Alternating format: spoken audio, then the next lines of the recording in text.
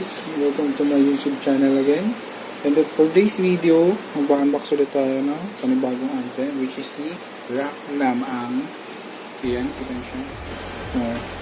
This is a mechanical keyboard from Rakk ears. So this is a modular TKL mechanical keyboard with focus natin. Yan, with 16 million colors, USB pass-through. Compatible siya sa Windows 10, sa Windows and sa Mac. Type-C cable and 87 keys, so TKL siya, anti-ghosting and in-key rollover. So siya Rakk lamang Lite. So ito guys, nabili ko lang siya ng second hand actually, dahil sobrang hirap maghanap ng stock ngayong pandemic. Halos nagkakaubusan ng stock. And then kaya nakita ko siya sa Facebook group na binibenta, then binili ko na for 1,600. Pero almost brand new pa rin siya kasi meron pa rin siyang sticker, kasama yung sticker, so open na natin. Oh, nga pala guys, ano siya, red switch siya, yung red switch, Ultimo red. So open na natin. Ito yung keyboard. Here's the keyboard. So nakikita nyo, no, wireless siya, wala yung wire nya kasi naka USB Type-C port, so dito nilalagay yun. Diyan. Tapos ito yung USB port, and the rest wala na. Then wala siya ng katulad nung sa Ilis na may lagayan sa likod ng keycap puller tsaka ng extra keys. So ito walang extra keys, walang keycaps na extra, so ito lang talaga siya. Okay. Inside the box yung warranty from easy-peasy, yung manual, tapos yung USB Type-C cable nya. So yung USB Type-C cable nya. So maganda yung Type-C cable nya, graded, makapal, then gold plated yung USB yung namin. Then ito yung keycap puller, and then yung switch puller. So hot swappable siya. So ito ba makikita natin sa features niya. Ayan, mechanical switch Ultimo, blue and red. So sa akin is red. ABC double shot injector keycaps. 87 key standard QWERTY layout. Plus 1000 Hz ultra polling rate. 50 million click lifespan, 16.8 million colors RGB backlight, and USB pass-through port. Ano nga ba USB pass-through port ko guys? Diba ito nga siya pinakita ko kanina. So ito, pwede ka magsaksak dito ng mga USB flash drive mo or anything na USB. Pwede siguro kung gumagamit ka ng wireless mouse, pwede dito, or Wi-Fi dongle, yan, pwede mo siya saksak dito. Actually kahit na pwede mo saksak as long as USB. Kumbaga, extra port lang siya.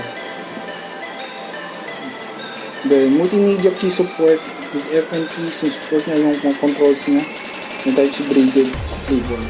So, yun lang. So, ito is available siya sa dalawang switch, which is red and blue. So ito is red. Mas tahimik siya compared sa blue na mas sobrang clicky. So, tara, testing na natin yung mismo keyboard.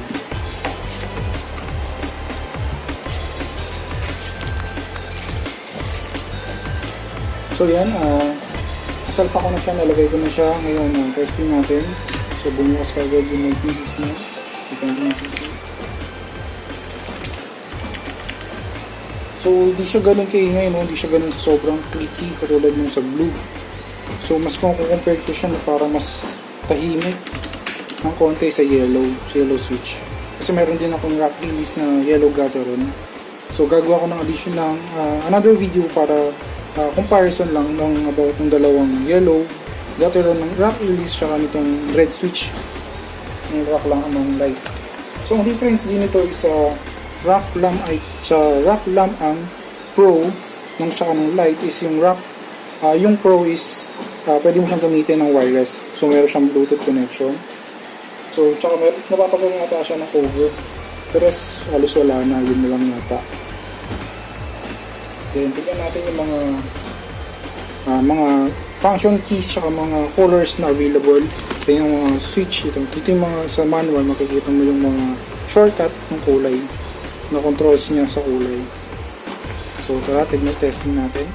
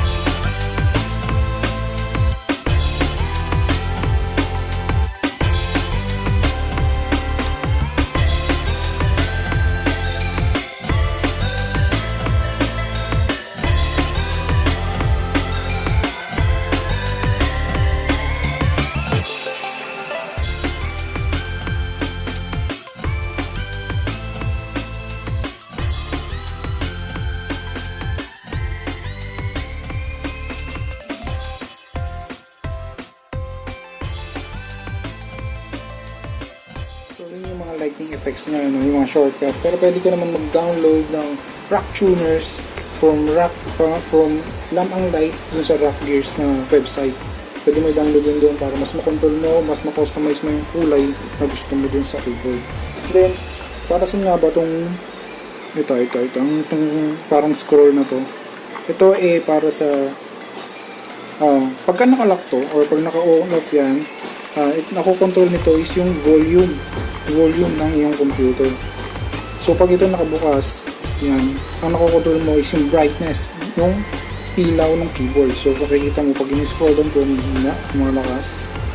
And then itong lock function is para naman sa Windows key. So para hindi mo siya kung naglalaro ka, tapos accidentally mo siyang napindot, diba lalabas siya. So ito, kung nakalock to, kahit pindutin mo to, hindi siya lalabas. So, nawawala ng function. Nag-go-off yung function nitong Windows key. So, yun lang yung mga function itong, or yung mga features itong Rakk Lamp ang Lite niya.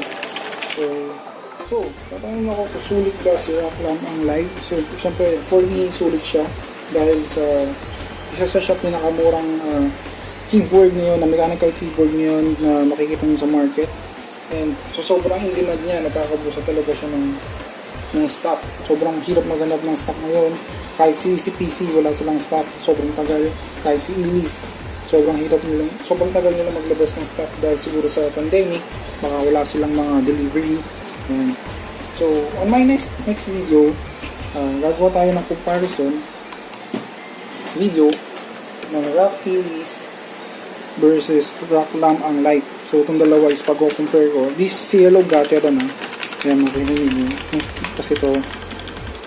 Ayan. So, sa next video ko susubukan ko gawa ng comparison itong dalawa. Kung yung pros and cons itong dalawang to. Kung ano yung mas maganda sa dalawa. So, thank you for watching. Sana nagustuhan nyo. Kung meron kayong tanong, comment nyo lang below. And please subscribe and share my video. Maraming salamat.